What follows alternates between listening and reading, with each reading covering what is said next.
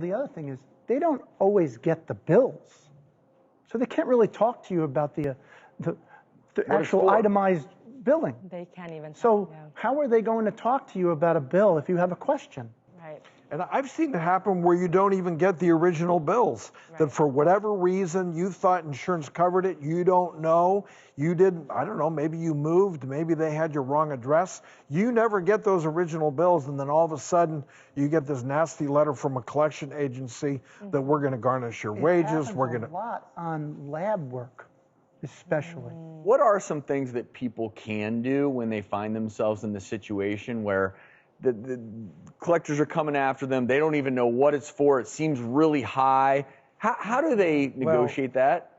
As a very former bill collector who knows the ins and outs, the very first thing you do is deny everything.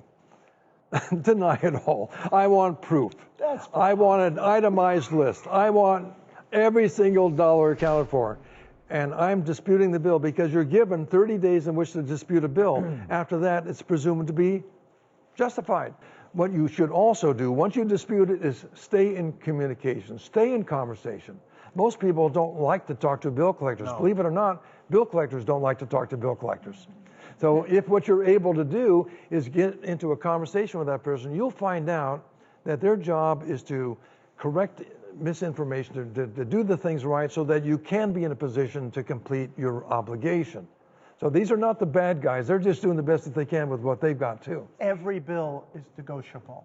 Every bill. What you should negotiate if you're not going to a hospital. If you're going to a doctor, you should negotiate before he delivers the service. If you don't have insurance, and like 10% of the people don't have insurance, right? You go to a doctor, you say, what does your best insurance company pay you? I want to pay that. They're not going to, why would they not do the usual and customary charge for you if you don't have insurance? And they'll even put a payment plan in place, most likely. Doctors are the most wonderful. They went into their careers to make people well, not to cause further harm. So a doctor's office will work with you very, very hard to make things happen for you. As opposed to other people in healthcare? Is that fair to say?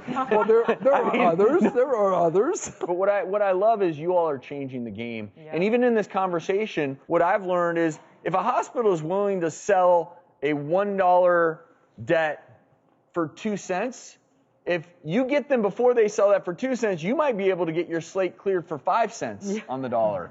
Right? There is negotiating power there. It depends on your situation. Like I tell people, you should take your gross income and take 2 or 3% of that gross income. That is all you should pay all year long for out-of-pocket medical expenses or the debt that you owe. And that's it. Well, ideally, yes.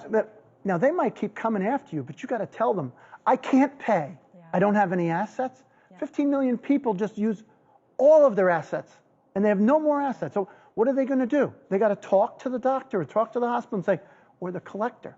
Say, this is what I can pay. I have 5 debts.